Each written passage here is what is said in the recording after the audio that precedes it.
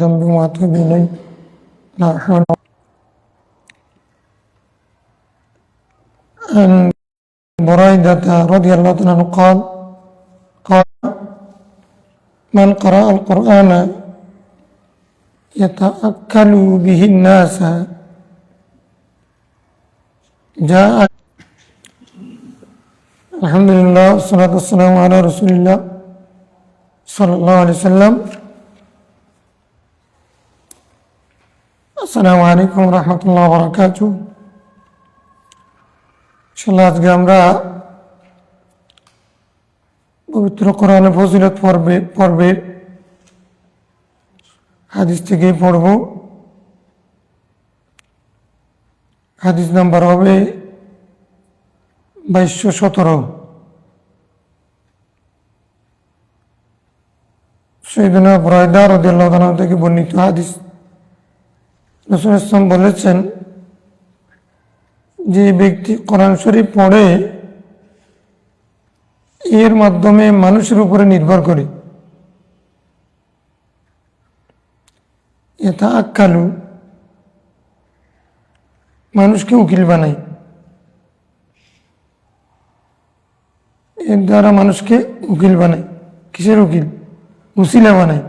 কিসের উসিলা? রিজিকের।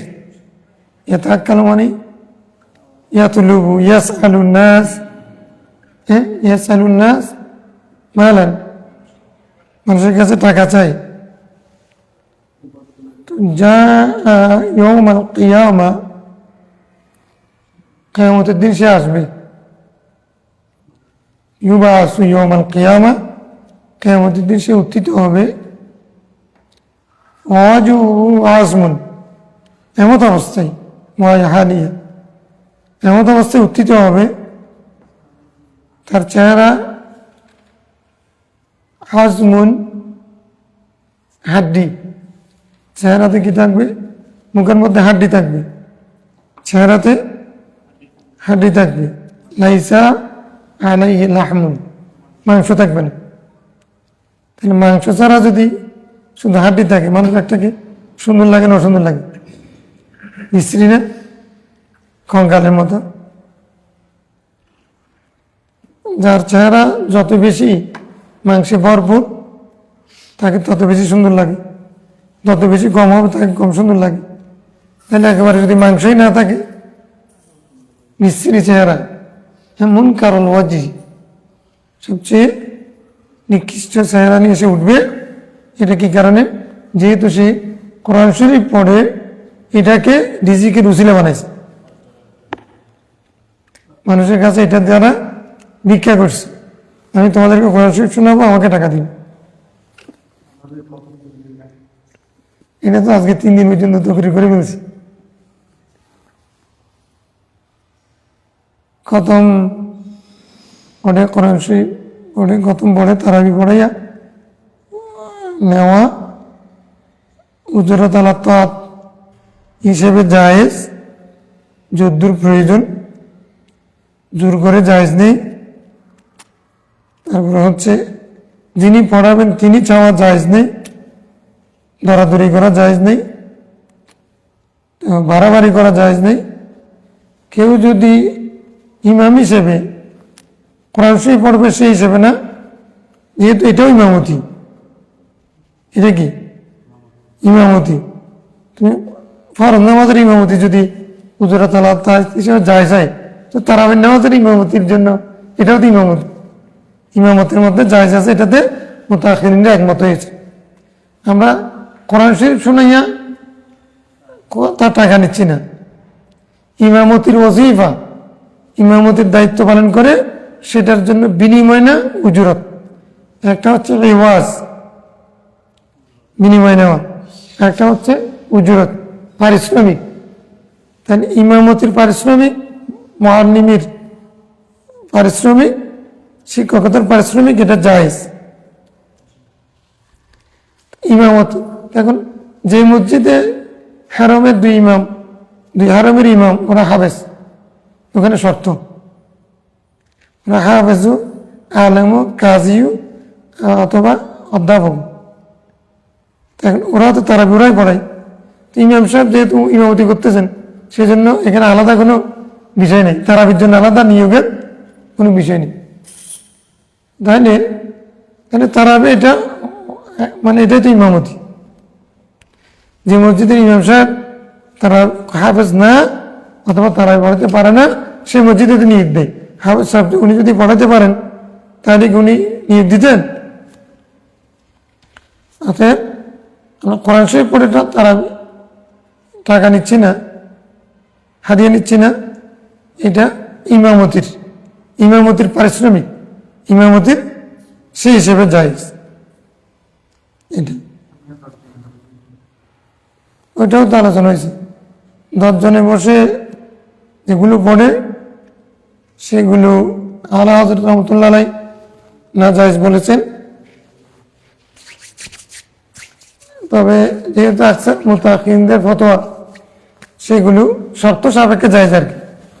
ধরো পারিশ্রমিক তোমরা দাবি করবে না, অর্থাৎ উনি কোরআন শরীফ খতমের বরকত দিতে চাচ্ছেন, তেলাওয়াত শোনার পড়ানোর বরকত দিতে চাচ্ছেন, এই জন্য উনি পড়তে পারছেন না বা একসাথে খতম পড়তে সময় লাগবে, আলেমদেরকে আনলে ওনারা পড়লে বেশি সহি শুদ্ধ করে পড়বে, এই চিন্তা থেকে যদি কেউ খতমে কোরআন শরীফের মজলিস করে তাহলে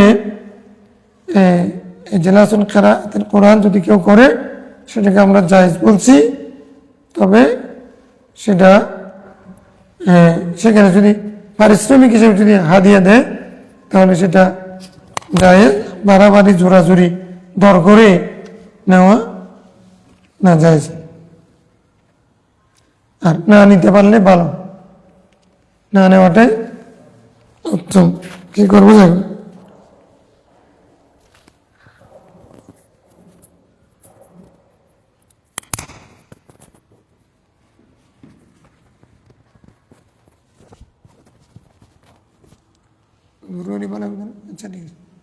আচ্ছা ঠিক আছে, বুঝা গেছে না? তারপরে যাই, শেষ করতে হবে আজকে ইনশাআল্লাহ। ওয়ান ইবনে আব্বাস রাদিয়াল্লাহু আনহু قال كان رسول الله لا يعرف فصل السورة حتى ينزل عليه بسم الله الرحمن الرحيم। রাসূলুল্লাহ সাল্লাল্লাহু আলাইহি ওয়াসাল্লাম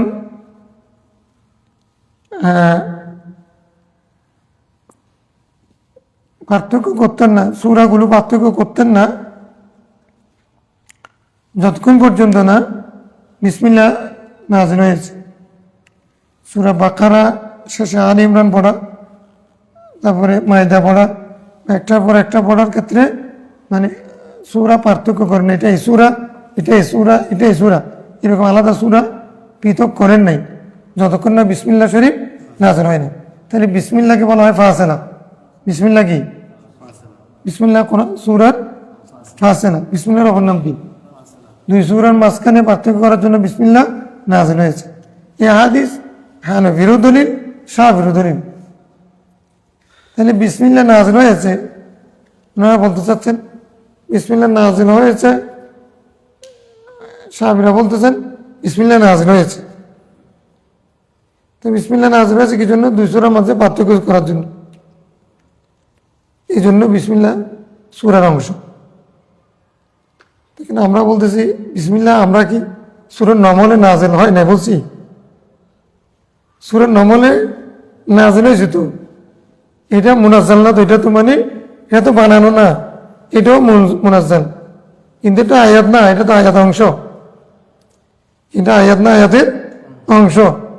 তো এটা দিয়ে ফাসলা করবে যখন সূরা নমলের বিসমিল্লাহ এটা নাযিল হয়েছে, তখন রাসূল ওই বিসমিল্লাহ দিয়ে সূরাগুলো পৃথক করেছেন। তো ওই সূরা নমলের অংশ দিয়ে সূরাগুলোকে পৃথক করেছেন, আর বিসমিল্লাহ এটা আয়াত অংশ, এটাও মুনাজ্জাল আয়াত, সূরা নমলের আয়াত অংশ। তো এই উভয় পক্ষের দলিল। আমরা বলছি বিসমিল্লাহ দলিল না, বিসমিল্লাহ প্রত্যেক সূরার অংশ না, সূরা নমলের আয়াতাংশ, আয়াতাংশ, পুরো আয়াত না।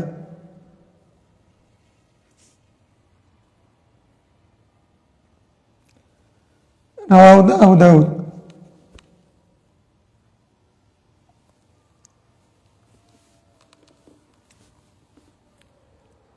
লা ইয়ারিফু মানে লা ইউআরিফু হতে পারে পরিচয় করে দেন নাই, অথবা তিনি সেটা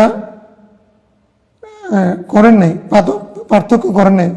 ফাসলা সূরা মানে লা ইয়ারিফু ফাসলা সূরা মানে তিনি পার্থক্য করেন নাই, জানতেন না। এ কথাটা রাসূলের জন্য বলা এটা শানের খেলাফ। وعن علقمة رضي الله عنه قال كنا بحمص। আলকামা বলছেন আমরা হিমসের মধ্যে ছিলাম। কোথায়? হিমস। হিমস হিমস একটা এলাকা আছে, এটা সিরিয়াতে। তোমার সিরিয়ার একটা বিশাল এলাকা, সিরিয়া তো অনেক বড়, সিরিয়ার একটা বিশাল এলাকা হলো হিমস। হিমসের গভর্নর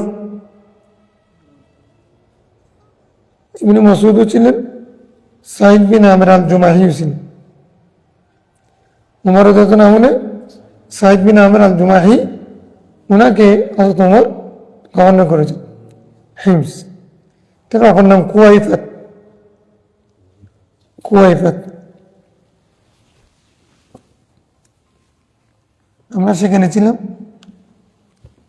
হযরত ইবনে মাসউদ রাদিয়াল্লাহু আনহু সূরা ইউসুফ পড়লেন। فقال رجل ما هكذا أنزلت। এক ব্যক্তি লোকমা দিল, আব্দুল্লাহ বিন মাসউদ আপনি যেরকম সূরা ইউসুফ পড়ছেন না, কোরআন সূরা ইউসুফ এভাবে নাযিল হয়নি। আচ্ছা, ওই ব্যক্তির নাম নাই আব্দুল্লাহ বিন মাসউদ, নাযিল হওয়ার সূচনার মানুষ। যাক বলছে ফাকাল আব্দুল্লাহ বিন মাসউদ বলেন আল্লাহ লা ক্বারাতুহা আলা আদি রাসূলুল্লাহ সাল্লাল্লাহু আলাইহি ওয়াসাল্লাম, আমি রাসূল সাল্লাল্লাহু আলাইহি ওয়াসাল্লামের যুগে নবীর সামনে এটা আমি পড়েছি সূরা ইউসুফ।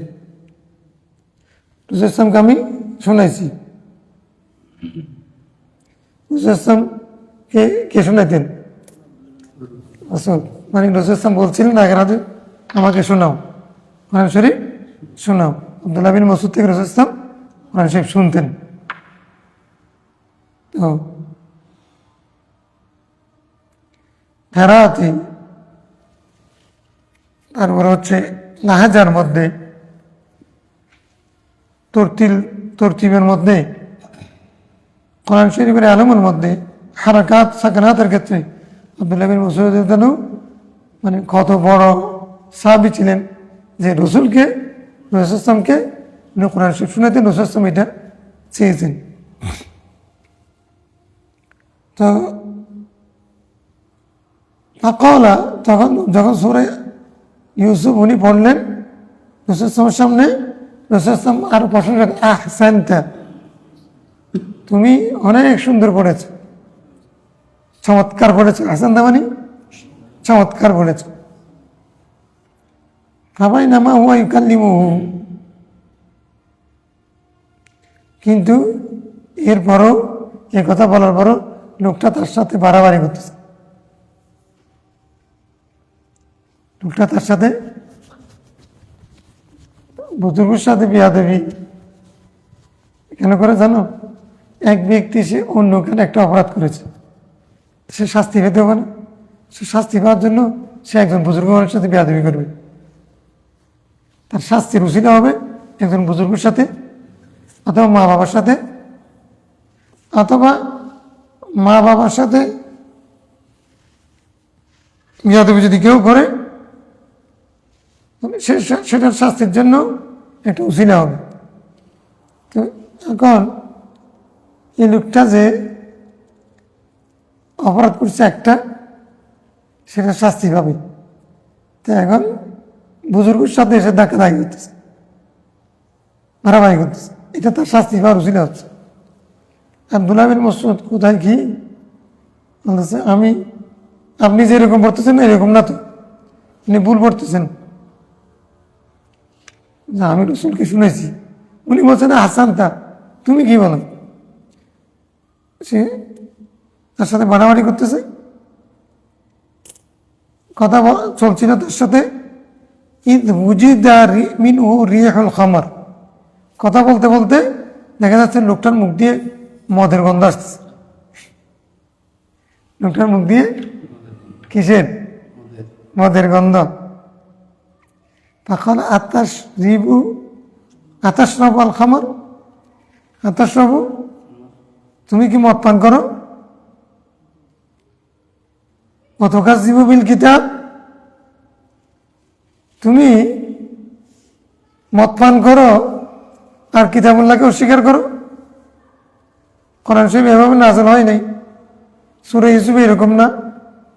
তো এখন উনি তো কাজী, গভর্নর, গভর্নর মানে ওনার ম্যাজিস্ট্রেট। আরসালা ইলাইহি আবু বকর, তাই জন্য ওমর ইবনে খাত্তাব ইনদা قال أبو بكر إن عمر أتاني فقال إن القتل قد استحر يوم الأمامة بقراء القرآن وإني أخشى أن استحر القتل بالقراء بالمواطن فيصعب كثير من القرآن وإني أرى أن تأمر بجمع القرآن. قلت لعمر كيف تفعل شيئا لم يفعله رسول السماء؟ قال عمر لهذا والله خير. فلم يزل عمر يراجعني حتى شرح الله صدري لذلك ورأيت في ذلك الذي رأى عمر. قال زيد قال أبو بكر إنك رجل شاب عاقل لأنا أتهمك وقد كنت تكتب الوحي لرسول الله صلى الله عليه وسلم لا نتهمك وقد كنت تكتب الوحي لرسول الله صلى الله عليه وسلم فتتبع القرآن فاجمعه فالله لو كلفوني نقل جبل من الجبال ما كان أثقل علي مما أمرني به من جميع القرآن. قال قلت كيف تفعلون شيئا لم يفعل رسول السماء؟ قال هو خير والله خير. فلم يزل أبو بكر يراجعني حتى شرح الله صدري للذي شرح له صدر أبو بكر وعمر فتتبعت القرآن أجمعه من العسب والنخاف وسطور الرجال حتى وجدت آخر سورة التوبة مع أبي خزيمة الأنصاري لم أجدها مع أحد غيره لقد جاءكم رسول من أنفسكم عزيز عليه ما أنتم حريص حتى خاتمة براءة. فكانت الصحف عند أبي بكر حتى توفاه الله ثم عند عمر حياته ثم عند حفصة بنت عمر. رواه البخاري. এই হাদিসটা জামে কোরআনের হাদিস। কিভাবে কোরআন শরীফ সংকলন হলো, কোরআন সংকলনের ইতিহাস তাফসীরের মধ্যে, কামালের মধ্যে এটা একটা বিরাট অংশ, বিরাট বিষয়। এটা নিয়ে অনেক কথা আছে, ওরিয়েন্টালিস্টদের অনেক প্রশ্ন আছে। কালকে একটা বললাম জামিল কোরআন, হযরত আবু বকর, হযরত ওসমান, কেমন প্রশ্ন হতে পারে। মান জামিউল কোরআন, মানিল জামিউল কোরআন ও মান জামাআল কোরআন, ওসমান ও আবু বকর। মান আজাবা আল ওসমান كما قال ابن نباتة في خطبته فيسأل كيف يجمع عثمان وما فعل أبو بكر। উসমান রাদিয়াল্লাহু কিভাবে করলেন, আবু বকর তাহলে জামা কিভাবে করছে? কষ্ট আসবে না? এটার উত্তর দিয়ে দিছি না, খালাস। তাহলে জমা কোরআন কিভাবে হচ্ছে এটা আমরা এখান থেকে জানতেছি। যায়েদ বিন সাবিত রাদিয়াল্লাহু তাআলা থেকে কোরআন বিশেষজ্ঞ যায়েদ বিন সাবিত। যায়েদ বিন সাবিত কোন সাহাবী? কোরআন বিশেষজ্ঞ সাহাবী। যে ব্যক্তি 15 দিনে একটা ভাষা শিখতে পারে, শুধু ভাষা শিখে নাই, কূটনৈতিক ভাষা শুদ্ধ, মানে একজনের ভাষায় কথা বলা, একটা হচ্ছে চিঠি লেখা, মানে রাষ্ট্রীয় চিঠি যারা লিখে তারা হলো সবচেয়ে, মানে ভাষার মধ্যে তারা সবচেয়ে জটিল কঠিন বিষয়গুলো ওরা বুঝে। কোন শব্দ ব্যবহার করে এখানে ব্যবহার করলে রাষ্ট্রকে রক্ষা করা, একটু বেশ কম হলে, চুক্তি বেশ কম হলে তোমার রাষ্ট্র ক্ষতিগ্রস্ত হবে অথবা আক্রান্ত হবে, রক্ষা পাবে না। তো উনি 15 দিনের মধ্যে সুরিয়ানি ভাষা শিখেছেন, ইসলাম বলার পরে 15 দিনের মধ্যে শিখেছেন সুরিয়ানি ভাষা, এবং উনি ওই ভাষায় বিভিন্ন হেরাকলা থেকে শুরু করে উন্নত রাষ্ট্রের রাজা বাদশাদের কাছে চিঠি লিখতেন, 15 দিনে শিখে ফেলছে ইজাইদ বিন সাবিত। قال أرسل إلي أبو بكر مقتل أهل اليمام। হযরতে আবু বকর রাদিয়াল্লাহু আনহু আমার কাছে একজন দূত পাঠাইছেন, খবর পাঠাইছেন, কি বলে, ইয়ামামার যুদ্ধে শহীদ হয়েছে, শহীদ হওয়ার ঘটনা বর্ণনা দিয়ে একজন লোককে আমার কাছে পাঠালেন।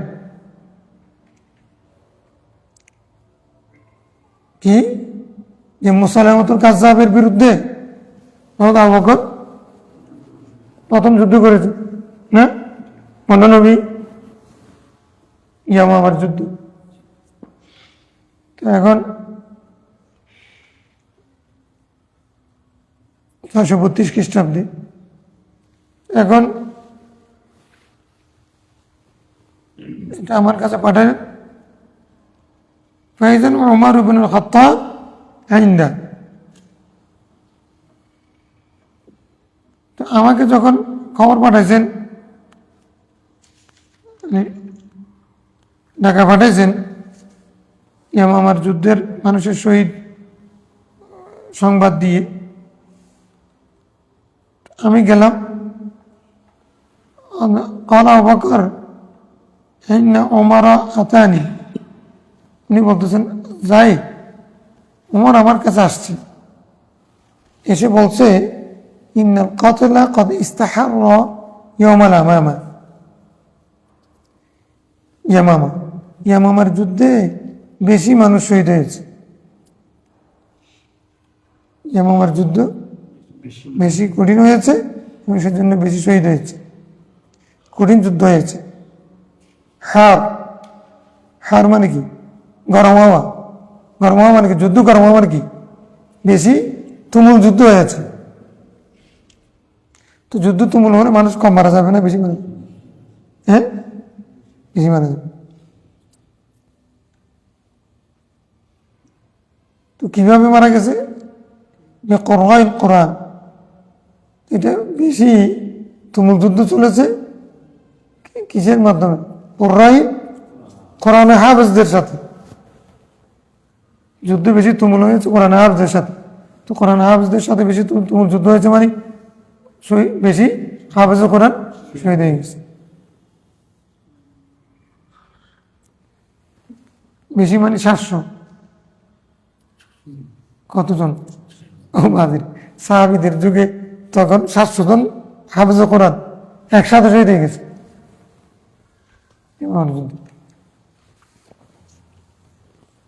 একটা কারণ আছে বলবো,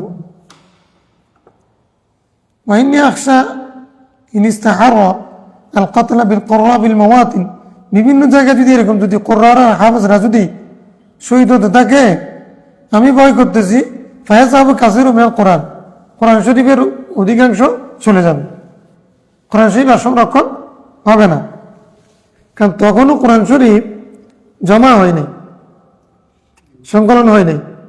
হাফেজরা সিনে মুখস্থ করতেন, নামাজ পড়াইতেন, একজনকে পড়াইতেন, একজনকে শিখাইতেন, তারাবি পড়াইতেন, চলতেছে।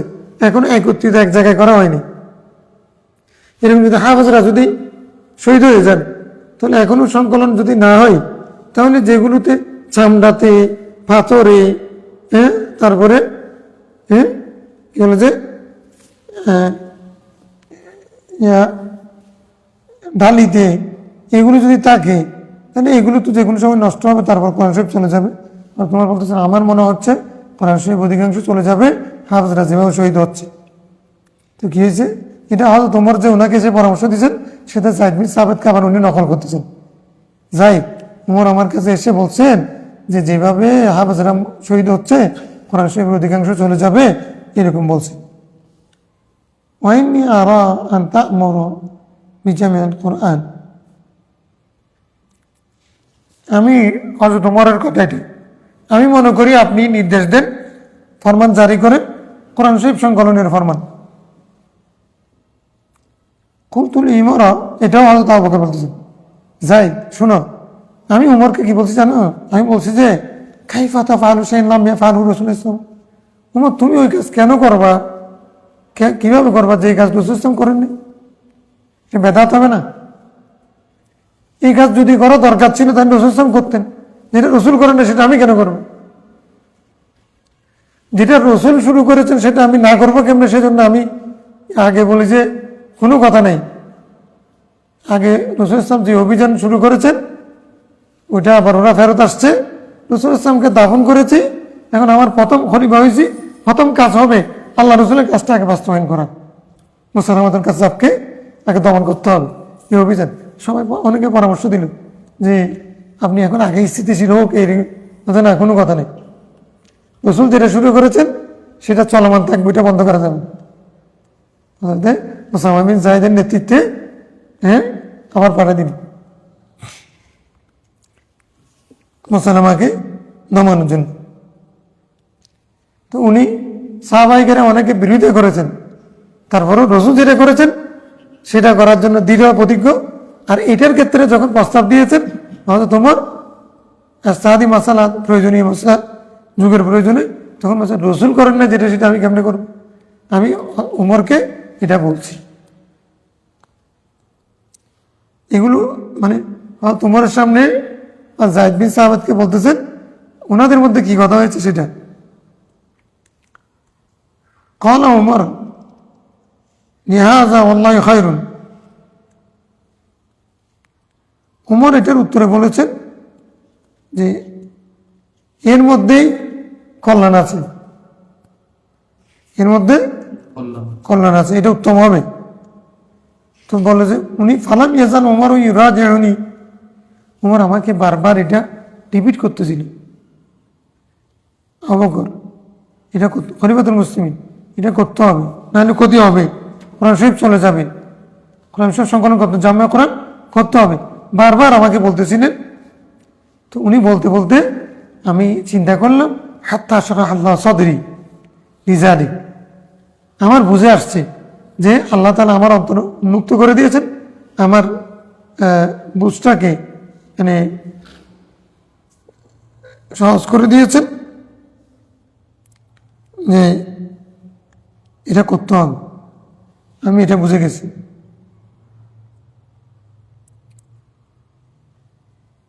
রাআইতু ফি যালিকাল্লাযী রাআ উমর, উমরের যে মত আমিও সেই মত পোষণ করলাম। রাআইতু আমি দেখেছি না, উনি যে মত পোষণ করছেন আমিও সেই মত পোষণ করলাম, সেটা মনে করলাম। তো ক্বালা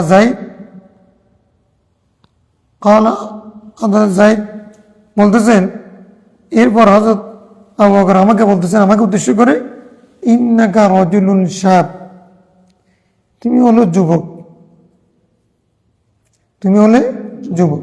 আকিল, তুমি বুদ্ধিমান, জ্ঞানী, মেধাবী, লা নাত্তাহিমুকা, তোমাদের ব্যাপারে আমাদের কোনো অপবাদ নাই, তোমার ব্যাপারে আমাদের কোনো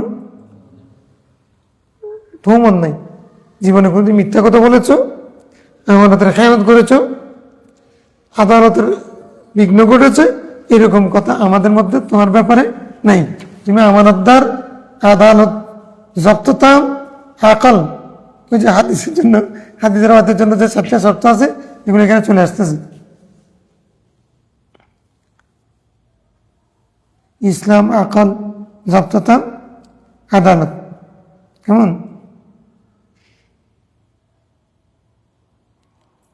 ওয়াকাদ কুনতা তাকতুবুল ওয়াহইয়া লিরাসূলিল্লাহ সাল্লাল্লাহু আলাইহি ওয়াসাল্লাম, আর তোমার একটা অভিজ্ঞতা আছে, সেটা কি?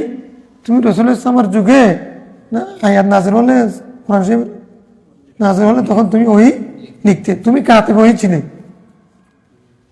তুমি কাতিব ওহী, মেধাবী, আকল, তুমি আবার আদালত, তোমার মধ্যে তাকওয়া আছে, সব কিছু মিলে আমি তোমাকে ডেকে এনেছি এই জন্য যে ফাতাতাব্বাই কোরআন, তুমি কোরআন শরীফ কোথায় আছে তালাশ করো, ফাজমাউ সেটা সংকলন করো, ফাওয়াল্লাহ। তো এখন শেষ, কথা শেষ, সেটাকে তুমি সংকলন করো, নির্দেশ দিয়ে দিলেন। তাহলে জাহিদ বিন সাহাব বলতেছে ফাওয়াল্লাহ, আল্লাহর কসম করে বলছি, লো কাল্লাফুনি না কাল্লা জাবালি মিনাল জিবাল, তারা যদি আমাকে একটা পাহাড় এক জায়গা থেকে সরিয়ে অন্য জায়গায় নিয়ে যাওয়ার জন্য, আরবের এই পাহাড় পাথরের পাহাড়, এই পাথরের এত বড় পাহাড়গুলো, একটা পাহাড় যদি পুরো আস্ত পাহাড় যদি সরিয়ে এক জায়গা থেকে আরেক জায়গায় নিয়ে যাওয়াটা যদি আমাকে দায়িত্ব দিত, নিয়োগ করতো, না কেন আজকাল আরিয়া মিম্মা আমার নিবি মিন জামিল কোরআন, কোরআন শরীফ সংকলন করার যে কষ্ট, সেটার চেয়ে ওইটা আমার কাছে সহজ ছিল। কিন্তু ওইরকম কঠিন ছিল না। আমাকে যে দায়িত্বটা দিয়েছেন পাহাড় ঠলাইয়া অন্যখানে সরানো, সেটা সহজ, এটা তার চেয়ে কঠিন।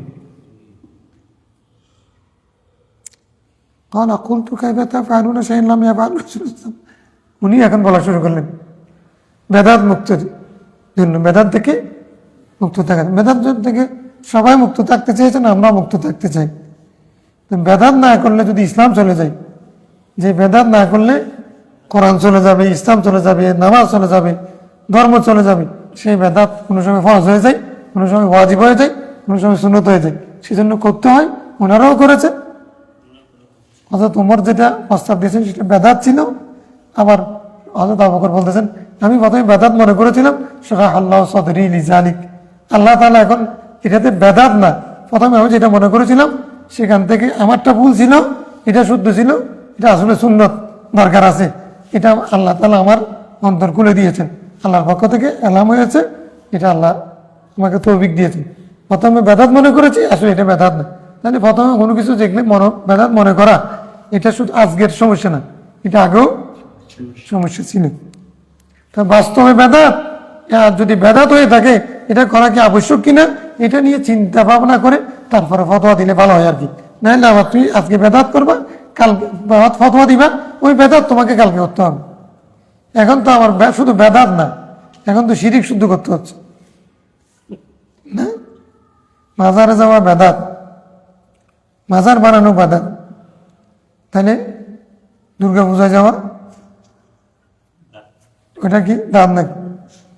তাহলে এরকম যেরকম সেরকম ফতোয়া দেওয়া, চিন্তা ভাবনা করতে হবে, মনে হবে বেদাত, কিন্তু এটা গেটে দেখতে হবে, তারপরে হচ্ছে চিন্তা ভাবনা করে কথা বলতে হবে। আজকে যেটা আমি গলা ফাটাইয়ে বলছি, কালকে কোনো আমাকে আবার উল্টে যেতে হবে কিনা।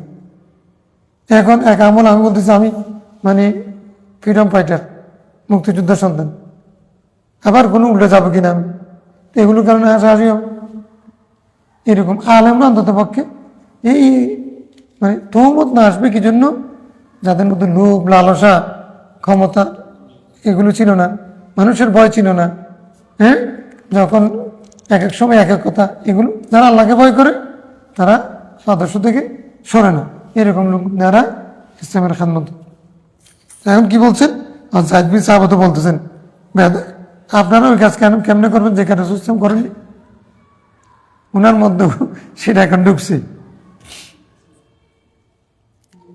প্রথমে বেদাত মনে করেছে হযরত আবু বকর, এখন আবার জাহিদ বিন সাহাব তো বেদাত মনে করতেছে। ক্বালা হুয়া ওয়াল্লাহি খায়রুন ফালাম ইয়াজাল আবু বকর ইউরাজান, এতদিন পর্যন্ত জ্বালাইছে, আমাকে জ্বালাইছে উমর। এখন জাহিদ বিন সাহাব বলতেছেন এতদিন পর্যন্ত জ্বালাইছিল আবু বকর হযরত উমর, এখন হযরত আবু বকর আমাকে ইউরাজিয়ানি, আমাকে জ্বালাইতেছেন, পিটাপিটি করতেছেন। যাই শোনো, এটা কল্যাণ হবে, এটা ভালো হবে, এটা দরকার হবে, বোঝার চেষ্টা করো। ইউরাজিয়ানি বারবার বলতেছেন, যাই এটা বেদাত না, এটা দরকার হবে, এটা প্রয়োজন হবে, না অসুবিধা হবে। উনি আমাকে এরকম বারবার বলতেছেন। উনি বলতে বলতে বুঝাইতে বুঝাইতে হাত্তা শারাহ আল্লাহু সাদরি লিল্লাযী শারাহ আল্লাহু সাদরা আবু বকর, আল্লাহ আমার অন্তরকে ওই কাজের জন্য উন্মুক্ত করে দিলেন, ওই বুঝ আমাকে দিলেন যে বুঝ আল্লাহ হযরত আবু বকরকে দিয়েছেন, উমরকে দিয়েছেন। ফাতাতাব্বাতু আল কোরআন, তখন আমি দায়িত্বটা কাঁধে নিয়ে কোরআন শরীফ সংকলন কাজ শুরু করে দিলাম। কি করলাম? আজমাহু, কোরআন শরীফ সংকলনের কাজ শুরু করে দিলাম। কোথা থেকে? মিনাল উসুব, আসিফ থেকে, মানে খেজুরের ডালি। লেখা, হ্যাঁ, কিছু থেকে লেখা, চামড়া, চামড়া, উটের চামড়া, বিভিন্ন পশুর চামড়া, এগুলো থেকে কোরআন শরীফ ঢেকা হতো আর কি। তবে অসুদূরি রিজাল, মুখস্থ, মানুষের অন্তরে মুখস্থ আছে হাফেজের থেকে। তাহলে বিশেষ আমার ঘরে যেগুলো চামড়াতে, তারপরে ডালিতে যেগুলো লেখা ছিল সেগুলো সংকলন করলাম। মানে অর্থাৎ গবেষণা করার জন্য এগুলো পাণ্ডুলিপি বের করতে হয়, তারপর মানুষের সাক্ষাৎকার নিতে হয়। এখনো গবেষণা সিস্টেমে গবেষণা সিস্টেম এখন আমরা মনে করতেছি ইউরোপীয় আমেরিকা আমাদেরকে শিখেছে। আরে কি, এটা কি গবেষণা? ইসলাম কোরআন সংকলন থেকে গবেষণা যেটা শুরু হয়েছে, রাসূল ইসলাম যেভাবে গবেষণা করেছেন, শিখেছেন পদ্ধতি, সাহাবায়ে কেরাম যেভাবে চর্চা করেছেন, যে কোনো কিছু বিচার আচার করেছেন, এগুলো যে গবেষণা পদ্ধতি, এগুলো আধুনিক পৃথিবী এর চেয়ে আর উন্নত গবেষণা পদ্ধতি, ম্যাথোডোলজি নতুন কোনো কিছু দিতে পারেনি। শুধু বেশ কম ছিল ওটা আরবি ভাষায়, এখন ইংরেজিতে বললাম, আমরা মনে করতেছি এটা নতুন না। ইমাম তাহাবি যে কিতাব লিখেছেন সেটা শত শত বছর, হাজার বছর ইউরোপিয়ানরা লিখতে পারেনি। ওনার যে ম্যাথোডোলজি, কত উন্নত ম্যাথোডোলজি, এগুলো এখন আমাদের ছেলেরা পড়তেও জানে না, পড়াতে জানতেছি না আমরা। এই জন্য আমরা মনে করতেছি এটা আপনি একটা হাদিসের কিতাব, মানে রেওয়ায়েত এবং দারায়েত দুটার কিতাব হলো সারা মারিল আসার, এতটুকু পর্যন্ত আমরা বলতে পারি। কিন্তু এটা যে রিসার্চ ম্যাথোডোলজির আকর গ্রন্থ, কেউ যদি গবেষক হতে চাই, ইমাম তাহাবির, হ্যাঁ, ইমাম তাহাবির এই কিতাব যে অনেক বড় সম্পদ, এটা আমরা বুঝি না। তাই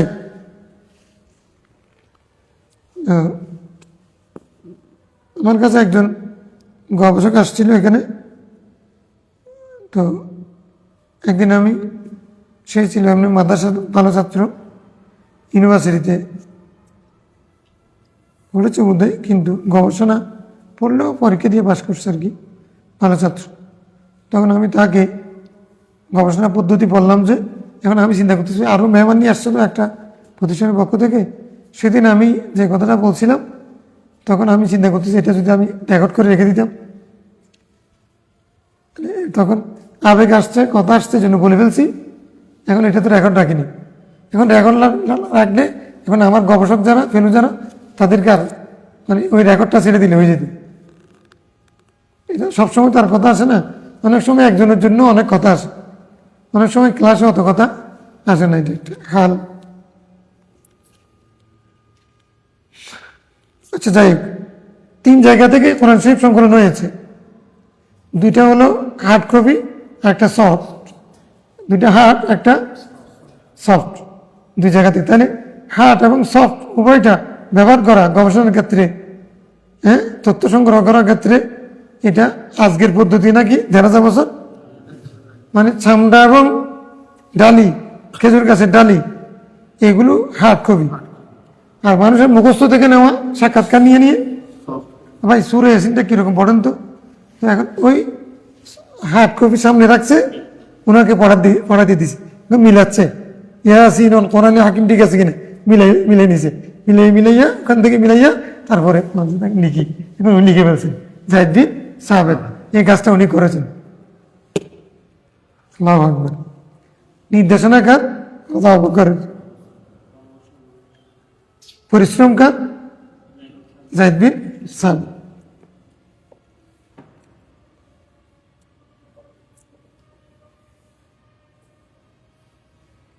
কিন্তু আমি কিছু নীতিমালা ঠিক করেছি, গবেষণার কিছু নীতিমালা আছে। হ্যাঁ, নীতিমালা ঠিক করেছিলাম। সে নীতিমালা হচ্ছে কি, যে আমি কমপক্ষে 2 জন মানুষ থেকে, আদিল 2 জন মানুষ থেকে একই রকম আয়াতটা শুনতে হবে। 2 জন মানুষ থেকে একই রকম আয়াত শুনতে হবে। এখন একজন থেকে নেব না, কারণ একজন এক পক্ষীয় ভুলও হতে পারে। তো 2 জনেরটা যখন মিলে যাবে, তখন এটা প্রুফ, এটা প্রমাণ করার জন্য দুজন লাগে। ও যা দেখো, পিয়ার রিভিউর যেটা আজকে ইংরেজিতে বলতেছে, এটা এটা কি এখনের পদ্ধতি নাকি 1000 বছর জায়েদ বিন সামেতের পদ্ধতি? পিয়ার রিভিউয়ারের রিভিউ মানে আবিষ্কারক হযরত জায়েদ বিন সামেত। সূত্র কি? ফাশহাদু যাওয়াই আদলি মিনকুম, এটা সূত্রকে দিয়েছেন আল্লাহ তাআলা, তোমরা দুইজন আদল মানুষকে সাক্ষী বানাও। কমপক্ষে দুজন থেকে সাক্ষী বানানো, এটা কি আল্লাহর নির্দেশ। সেই অনুপাতে জায়েদ বিন সামেত করেছেন কি, আমি কমপক্ষে দুজন থেকে একই আয়াত একই রকম শুনলে তখন আমি সেটা লিখব। কিন্তু এক জায়গায় এসে একটু বেশ কমেছে, ওটা উনি বলে দিচ্ছেন।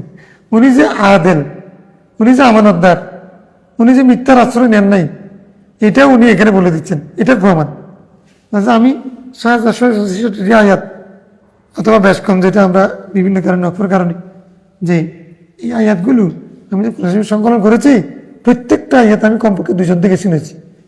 মানে দুজনের চেয়ে বেশি তো হয়েছে, কমপক্ষে দুজন থেকে শুনেছি। কিন্তু একটা আয়াত লাম আজিদাহা মা আহাদিন গায়রা, একজন ছাড়া ভিন্ন কারো কাছে এই একটা পাইনি। কিছু কোরআন শরীফের কিছু আয়াত অমুকের কাছে, কিছু অমুকের কাছে, কিছু রাসূল সাল্লাল্লাহু আলাইহি ওয়াসাল্লাম করে, এরকম ছিল।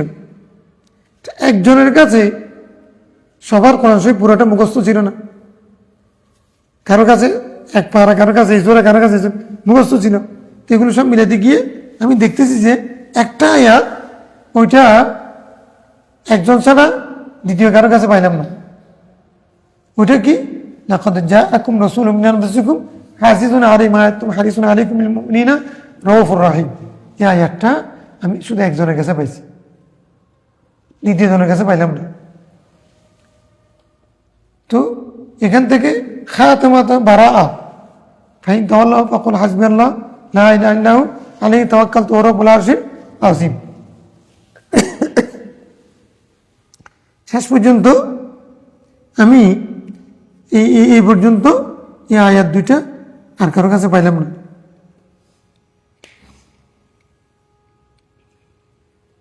ফাকানাত আস-সুহুফ ইনদা আবি বকর,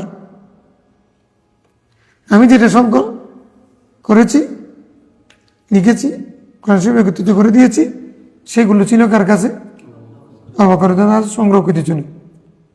হাত্তা তাওয়াফাহুল্লাহ, আল্লাহ তাআলা তাকে ওফাত দিলেন, তিনি ইন্তেকাল করলেন। সুম্মা ইনদা উমর হায়াতাহু, তারপর এটা ছিল হযরত উমরের কাছে কি পর্যন্ত?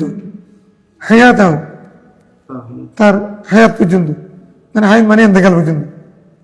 সুম্মা ইনদা হাফসা বিনতে উমর, তারপর হযরত উমর ইন্তেকাল করতেছেন, তখন তার মেয়ে নবীর স্ত্রী মা হাফসা, ওনার কাছে হযরত উমর রেখে গেছেন সহিফা, ওই যেটা যায়েদ বিন সামেত যে পাণ্ডুলিপি তৈরি করেছেন জমা, ওইটা সংকলন যেটা করেছেন এটা রেখে গিয়েছে। এটা হলো ইতিহাস। এখন এখানে একটা কথা হচ্ছে,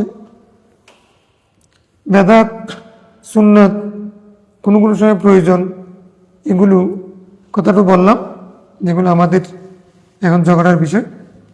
এখানে একটা প্রশ্ন হচ্ছে, কোরআন শরীফ খবরে ওয়াহিদ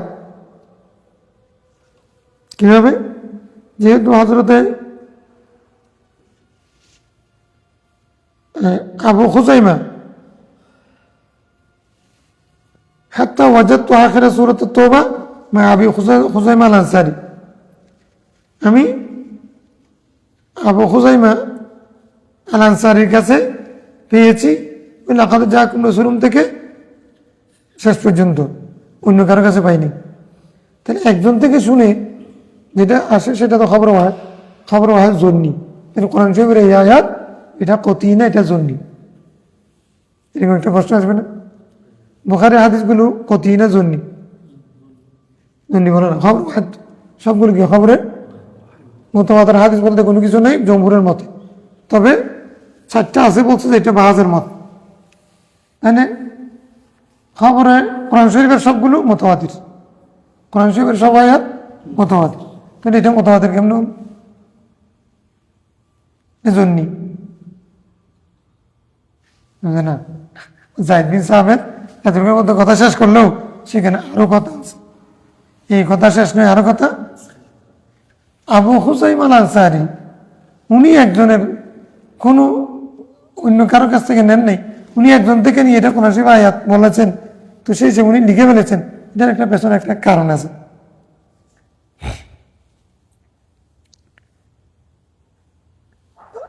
রাসূলুল্লাহ সাল্লাল্লাহু আলাইহি ওয়াসাল্লাম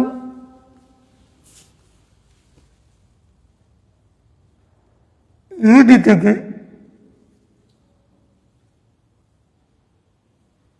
ইহুদির কাছে একটা বললাম অস্ত্র পেয়েছে, এটা আল্লাহ রসুলের। বল্লমের ঘটনাটা হজরত আলীর, আরেকটা হচ্ছে টাকা পাওয়া ঋণের মাসালা হোক বা বল্লমের মাসালা হোক, একটা ইহুদির সাথে রসুলের সাথে একটা মাল নিয়ে একটা হুসুমত হয়েছে, তর্ক হয়েছে, মানে দাবি, প্রশ্ন আসছে যে মানে এটা রসুল বলছে যে আমার, ইহুদি বলছে আমার, না আমি পাবো না এরকম। তখন রসুলের পক্ষে সাক্ষী নেই।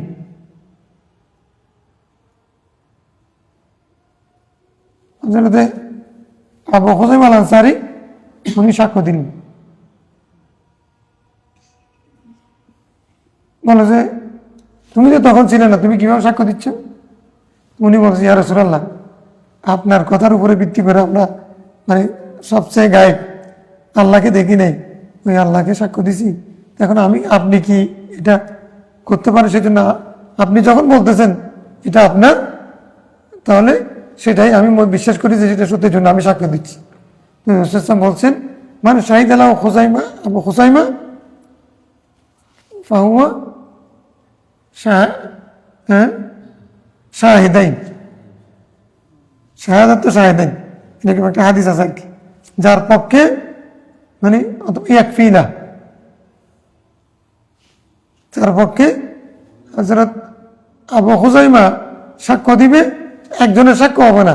এ যদি একজনের সাক্ষ্য দেয়, এমনি তো আল্লাহ বলছেন ফাশহাদু যাওয়া আদিল মিনকুম, সাধারণভাবে যে কোনো বিষয়ে দুজন সাক্ষী লাগবে, কিন্তু বিশেষ করে হুদুদের ক্ষেত্রে। কিন্তু যদি কারো পক্ষে যদি আবু হুসাইমা সাক্ষ্য দেয়, তাহলে দুজন লাগবে না, একজন যথেষ্ট, কারণ একজন দুজনের মাকাম। তো হযরতে যায়েদ বিন সাহাবের কাছে ওই হাদিস ওই ঘটনা মুখস্থ ছিল, যেহেতু আবু হুসাইম আল আনসারী এটাকে আয়াত বলেছেন, উনি একজন না, উনি দুইজনের মাকাম, কায়েম মাকাম, এই কারণে উনি এটা কোরআন শরীফ হিসেবে নিয়েছেন। অতএব এখানে আর কোনো দুর্বলতা, এটা খবর ওয়াহাদ না, এটা মুতাওয়াতির।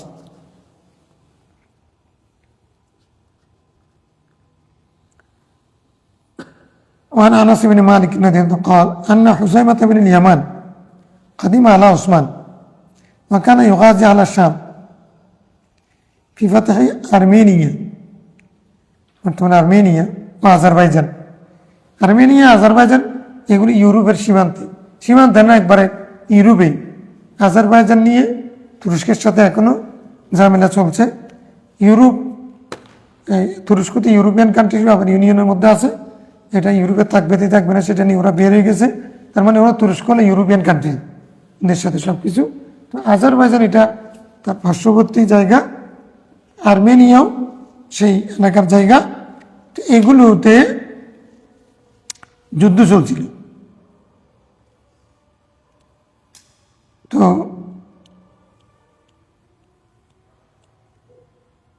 কার সাথে?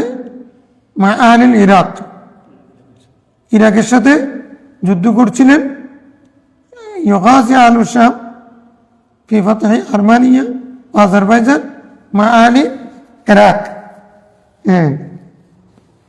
তাহলে সিরিয়াবাসীরা ইরাকবাসীর সাথে মিলে ওই আর্মেনিয়া এবং আজারবাইজান জয় করার জন্য যুদ্ধ করছিলেন। فأفزع حذيفة اختلافهم في القراءة। হযরত হুযায়ফা তিনি আমার ভয় করলেন যে কেরাতের ক্ষেত্রে তাদের ইখতিলাফ। দেখো সিরিয়াবাসী, কুফাবাসী, মানে সিরিয়ান আর হলো ইরাকি। সিরিয়ান বর্তমানে ইরাকি, দুইটা দুই দেশ না, আরব রাষ্ট্র, কিন্তু দুইটা আলাদা রাষ্ট্র, বড় রাষ্ট্র, এখন আলাদা হয়ে গেছে। দুজন মিলে দুই দেশের মানুষ, দুই অঞ্চলের মানুষ মিলে জয় করার জন্য গেছে কোথায়?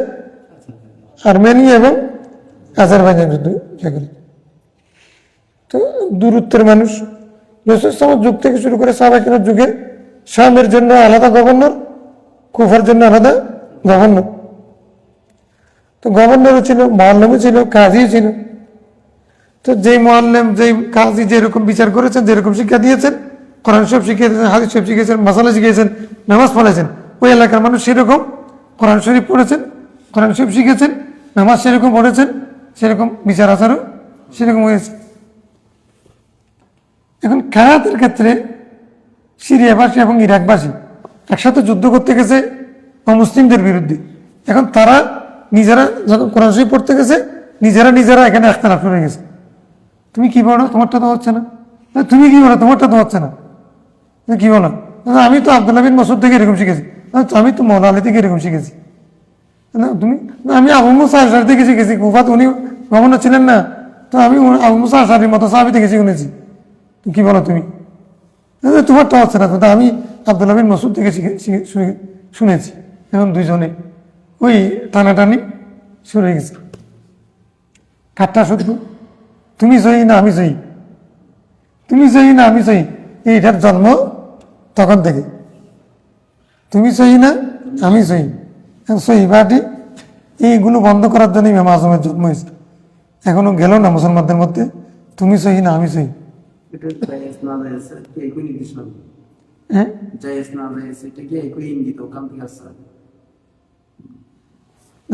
জায়েজ না, আমি কি উদ্দেশ্যে বলছি এটা তুমি গেল। এগুলো হচ্ছে একটা রূপক অর্থে বলা আর কি। মানে মূল কথা হচ্ছে সিরিয়াবাসী এবং ইরাকবাসীদের মধ্যে কোরআন শরীফের 7 কেরাত আছে না, কালকে যে পড়ছো, তো কেরাত এক একজন এক এক রকম পড়তেছে। এটা নিয়ে ওদের মধ্যে তর্ক বিতর্ক লেগে গেছে। এখন বুঝতে পেরেছো? ঠিক আছে, আমি সহজ কথাটা প্রথমে সহজ করে না বলে কঠিন করে বলেছি, এই জন্য তোমার দোষ।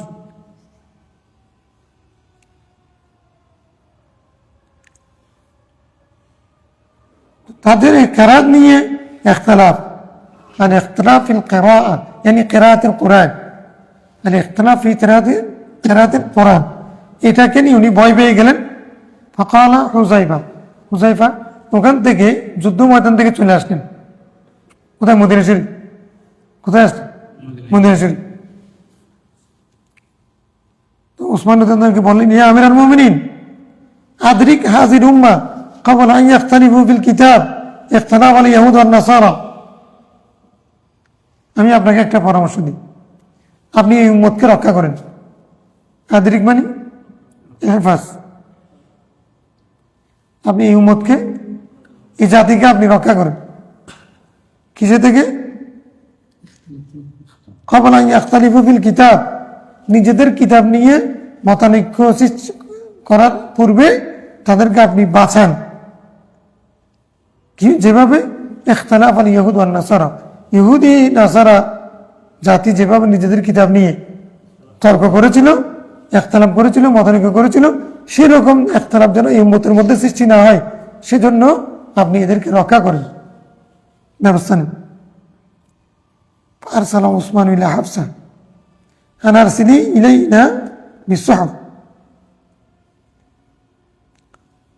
নানসাখহা ফিল মাসাহিব। উসমান রাদিয়াল্লাহু মা হাফসার কাছে দূত পাঠালেন, উনি যেন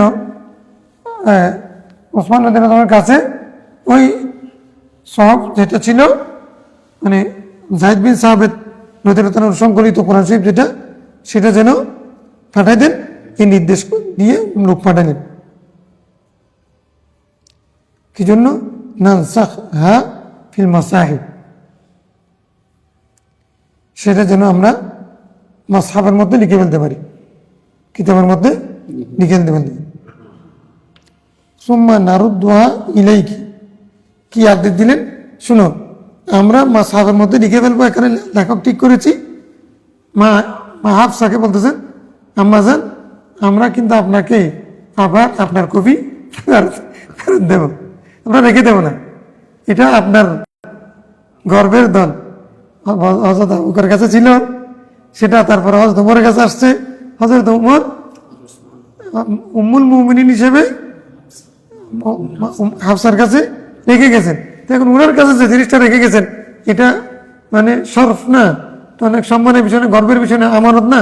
তো এটা আমরা আগে মাসহাফের মধ্যে কয়েকটা পাণ্ডুলিপি তৈরি করবো, এখান থেকে দেখে তারপরে আপনার কপি আপনাকে ফেরত দেবে। আরসালাত বিহা হাফসাতু ইলা ওসমান। এখন এটা তো মানে বাপদাদার দিনের সম্পত্তি না, ইসলামের সম্পদ। এখন যদি ফিসাব মারা যাওয়ার সময় যদি ফাগরিটা যদি এক ছেলেকে দিয়ে যায়, ওই অন্য ছেলেকে এটা আদত্ত দিবেন অধিকাংশ ক্ষেত্রে, হ্যাঁ, কারণ আমার বাবা আমাকে দিয়ে গেছেন। এখন এটা টাকা মানি ক্ষমতা সম্পূর্ণ বেলায়ত তরিকত শরীয়ত হয়, আমাকে দিয়ে গেছেন খেলাফত, আর কারো কাছে দেয়নি। দিবে কেউ সহজে দিবে, এরকম কোনো কিছু যদি। তো মুমিন তো ইসলাম খলিফাতুল মুসলিমিনের আদেশ, এই জন্য উনি পাঠিয়ে দিন।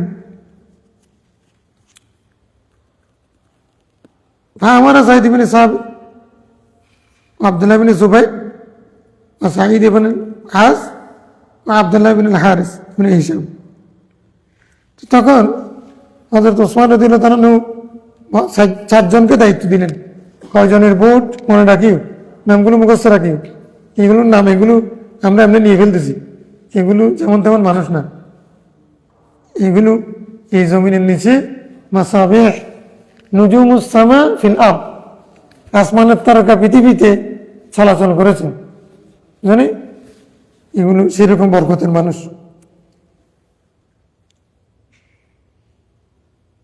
যায়েদ বিন সাবিত আল আনসারী, আব্দুল্লাহ বিন জুবাইর, সাঈদ ইবনে আল-আস, আব্দুল্লাহ বিন আল-হারিস বিন হিশাম, এই তিনজন কুরাইশি, একজন আনসারী। প্রথম জন কে? আনসারী। দেখো মানে কোরআন শরীফ আল্লাহ রুব্বা মুবাল্লাগিন আওয়ামি সামিন, রুব্বা মুবাল্লাগিন আফকাহ মিন সামিন, রাসূলুল্লাহ সাল্লাল্লাহু আলাইহি হাদিস বাস্তবায়ন হচ্ছে। কুরাইশি তিনজন, মূল কাজটা করেছেন যায়েদ বিন সাবিত। উনি কুরাইশি নাকি আনসারী? উনি কিন্তু মদিনার মানুষ, উনি গিয়েছেন মানুষ, মদিনার মানুষ। রাসূলুল্লাহ ইসলাম তাদেরকে মহব্বত করার কারণে তাদেরকে আল্লাহ এমন বরকত দিয়েছেন, সেই কোরআন বিশেষজ্ঞ সেখান থেকে তৈরি হয়ে গেছে। প্রথম নম্বর উনি, আর তিনজন কুরাইশ। তো কুরাইশের তিনজন, আনসারী একজন, চারজনের ভোট করে দিলেন। তোমাদের কাজ কি?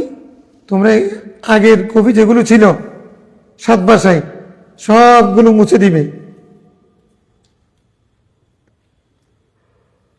তারপরে ফানাসাখাউহা ফিল মাসাহিব, তারপরে তোমরা এগুলো কি পাণ্ডুলিপির মধ্যে লিখবে। নসখের 2 অর্থ, একটা হচ্ছে রহিত করে দেওয়া, আবার নসখুন মানে লিখা। নসখ মানে কি? কপি করা। নসখুন মানে কি? কপি করা। তো তাদেরকে বলছে তোমরা এগুলো মাসাহিবের মধ্যে লিখো। একটা মাসাহিব না, একাধিক মাসাহিবের মধ্যে লিখো। কি জন্য? এক এক প্রদেশে এক একটা পাঠাতে হবে। এখন কোথায়? আজারবাইজান আর্মেনিয়ার মধ্যে ওরা ঝগড়া করতেছে কেরাত নিয়ে।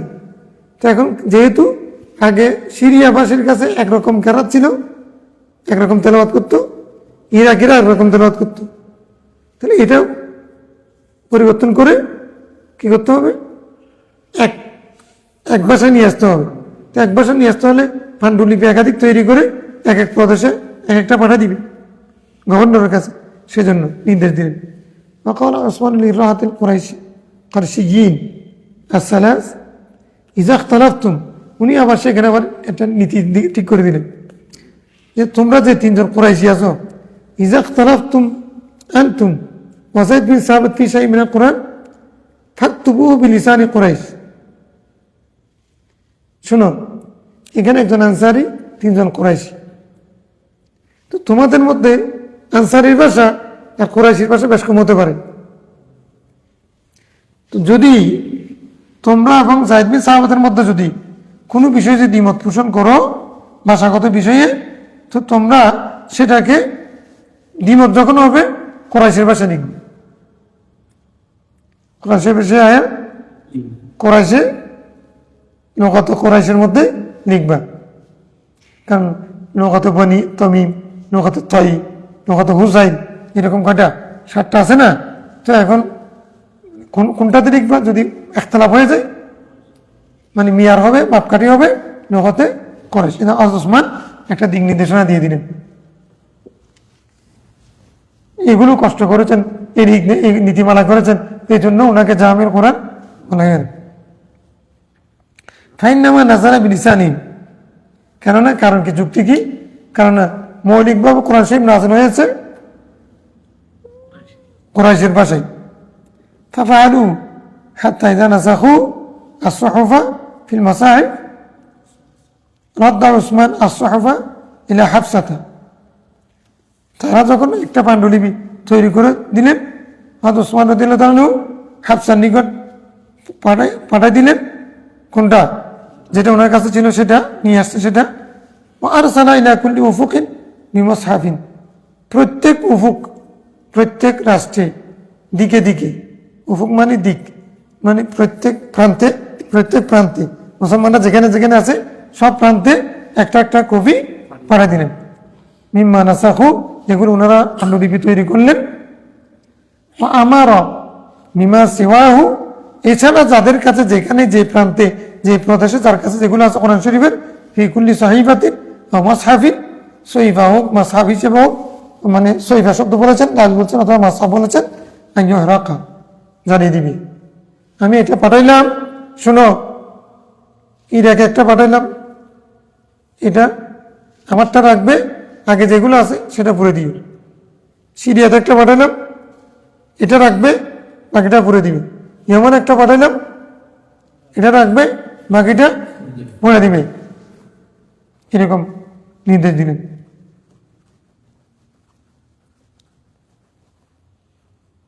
ওসমান কোরআন শরীফের কপি পুরাই দিয়েছেন। এই জন্য ওনার বিরুদ্ধে ওই মিশরীরা, খারেজিরা অপবাদ দিয়েছেন, উনি কোরআন শরীফ কেমনে পড়েন, এটা তাদের অজুহাত। ক্বালা ইবনে শিহাব আখবারানি খারিজা ইবনে যায়েদ ইবনে সাবিত আন্নাহু সামি'a যায়েদ ইবনে সাবিত ক্বালা ফাকাদতু আয়াতান মিনাল আহজাব হিনা নাসাখনা المصحف قد كنت أسمع رسول الله يقرأ بها فالتمسناها فوجدناها مع خزامة بن الأنصاري من المؤمنين رجال صدقوا ما عهدوا الله عليه। আরেকটা ঘটনা আছে, যখন ওনারা আবার যখন পাণ্ডুলিপি করতেছেন তখন ওনারা দেখতেছেন যে আমরা রাসূল সূরা আহজাবের মধ্যে একটা পড়েছেন, আমরা শুনেছি, কিন্তু এখানে তো হার্ড কপির মধ্যে এখানে একটা তো পাচ্ছি না। তো তখন আমরা কি করলাম, আমরা ওই আবু খুজাইমা বিন সাবিত আল আনসারী কাছে গেলাম, তার কাছে পাইলাম কি মিনাল মুমিনিন রিজালুন সাদাকু মা আহাদুল্লাহ আলাইহি, এটা আমরা তার কাছে পাইলাম। তো ফালহাকনা ফি সূরাতিহা ফিল মাসহাফ, ওই মাসহাফের মধ্যে আমরা মিনাল মুমিনিন রিজালুন সাদাকু সূরা আহজাবের এই আয়াতটা আমরা এখানে সংযুক্ত করে দিলাম। আর বুখারী পড়ে ফেলি বা কিতাবটা শেষ করে ফেলি না বলে।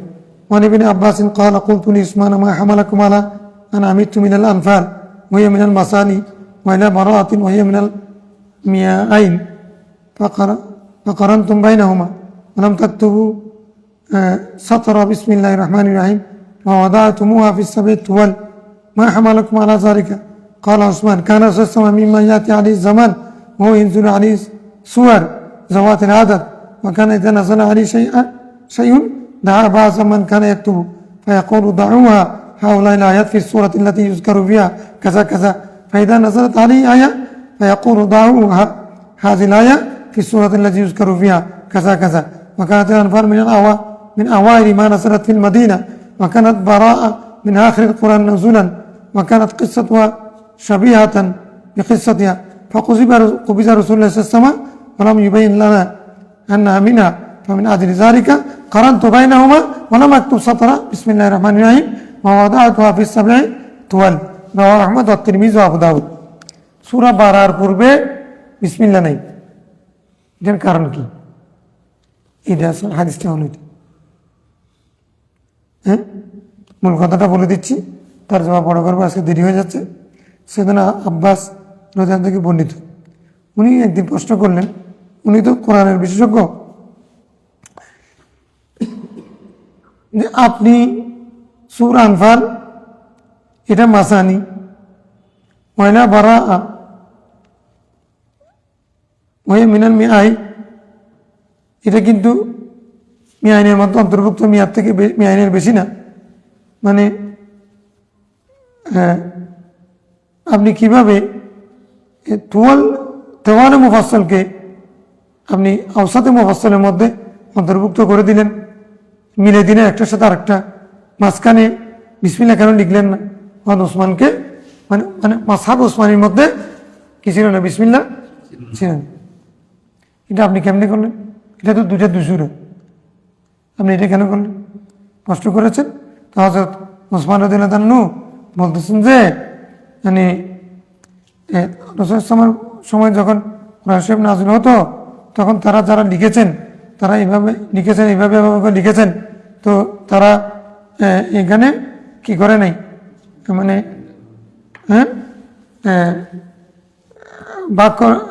ভাগ করে নেই, দুটাকে আলাদা করে ভাগ করে নেই। তো দুটার মধ্যে সূরা বারাআ, সূরা আনফাল, দুটার ঘটনার মধ্যে মিল ছিল। তো ফাকুফিজা রাসূল ইসলাম তখন ইন্তেকাল করেছেন, আমাদের জন্য সেটার কারণ বর্ণনা করেন নাই। উনি যেভাবে মানে ওখানে পৃথক করেন নাই, আমিও পৃথক করি নাই, সুন্নাতের উপরে রেখেছি। এটা হলো মূল কথা। দুইটার মধ্যে মিলও আছে, অর্থগত ঘটনাগত সব কথা মিল আছে। এটা যারা লিখছেন, তারা লিখেছেন, সেখানে তারা ভাগ করেন না, ফসল করেন না বিসমিল্লাহ দিয়ে।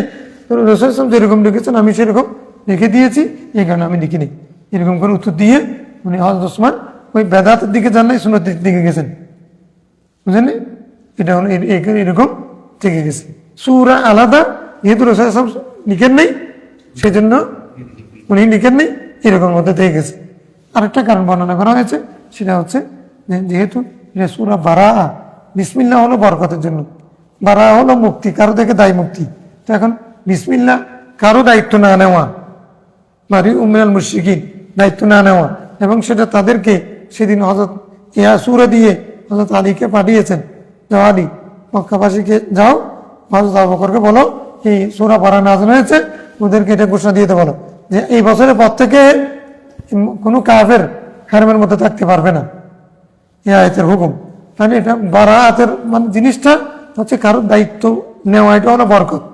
না নেওয়া, দায়িত্ব থেকে মুক্তি পাওয়া, এটা বরকত না।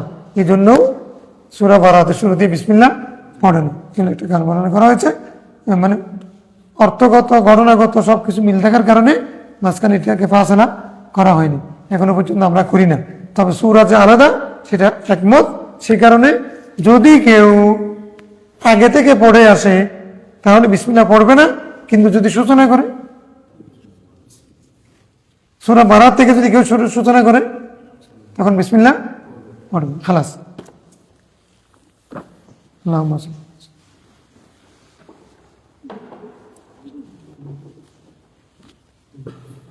আজকে রিজিকে জানেন